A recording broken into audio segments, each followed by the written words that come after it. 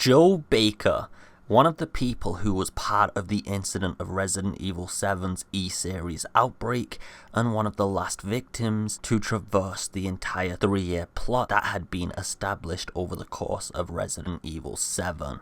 Joe's unfaltering loyalty to his niece, as well as his capable and determined mind, and strong physical traits as well as combat prowess, allowed him to powerhouse through any threats that he encountered, which is a stark contrast to Ethan, who was very much an innocent civilian with no formal training.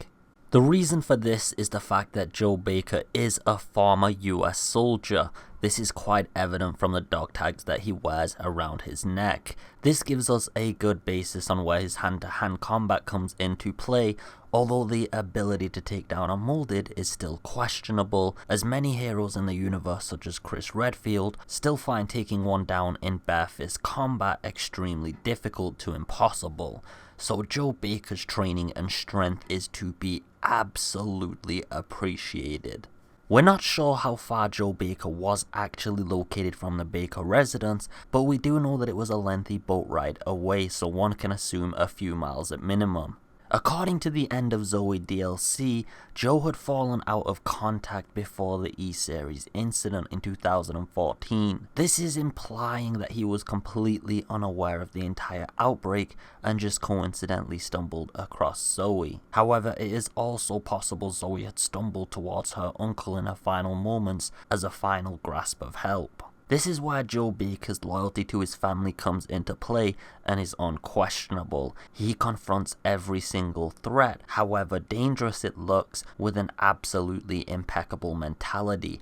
There's no fear in this character at all. Joe's also extremely athletic despite his age, I'm sure because of the hunting and other outdoor activities that he does navigating around the swamps. He's kept in peak athletic condition. Now, Joe was a government conspiracy theorist buff, which is quite evident from the documents in his shack, and this is why he distrusts Umbrella, being a conspiracy theorist to such a degree, as well as seeing black helicopters overhead, and then his niece in a crystallized state surrounded by government troops.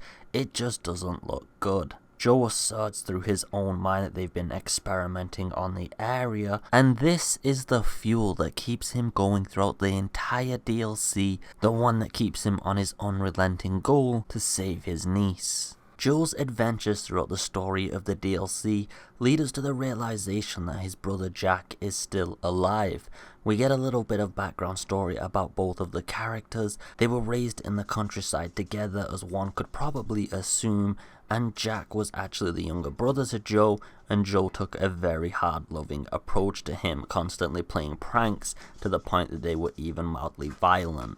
During the conclusion of the events of the End of Zoe DLC, Joe takes down Jack in one final ending, putting his brother to rest at last. He also cures Zoe, finalizing his desire to save her, and everything seems to end well. But as many people know, the happy ending is not really too common in Resident Evil, and things don't always turn out the way that we all want it to be.